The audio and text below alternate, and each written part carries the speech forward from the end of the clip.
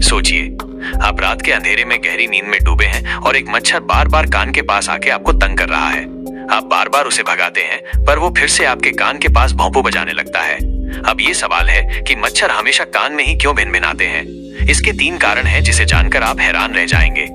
पहला कारण है कार्बन डाइऑक्साइड का आकर्षण। मच्छर हमारी ओर सबसे ज्यादा हमारी सांसों से आकर्षित होते हैं। जब हम सोते हैं तो हमारे मुंह और नाक से कार्बन डाइऑक्साइड और शरीर की हल्की गर्मी बाहर निकलती है। मच्छर के पास इसे पहचानने की कमाल की क्षमता होती है।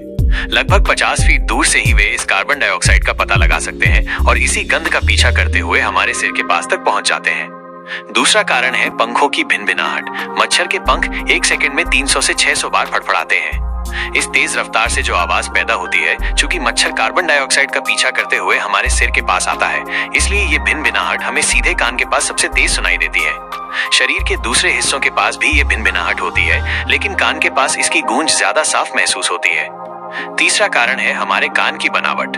कान की त्वचा पतली है और नसें बिल्कुल सतह के करीब होती है, यानी ये जगह उसके लिए किसी दावत से कम नहीं। और जब वो इस नजदीकी को चुनता है तो उसके पंखों की भिनभिनाहट हमारे कान में मानो तूफान की तरह गूंजती है। लेकिन सबसे दिलचस्प सच ये है कि ये सब पूरी तरह से वास्तविक नहीं भी है। दरअसल हमारा दिमाग आवाज को बढ़ा चढ़ाकर महसूस करता है। मच्छर अगर हाथ या पैर के पास भिनभिनाए तो हमें उतना शोर महसूस नहीं होता, मगर कान के पास आते ही आवाज दोगुनी लगती है, जैसे कोई रहस्यमय साजिश चल रही हो। तो अगली बार जब वो कान के पास आए तो डरिए मत, ये कोई साजिश नहीं, बस प्रकृति का एक दिलचस्प खेल है। क्या आपको ये बात पहले पता थी? कमेंट में बताएं।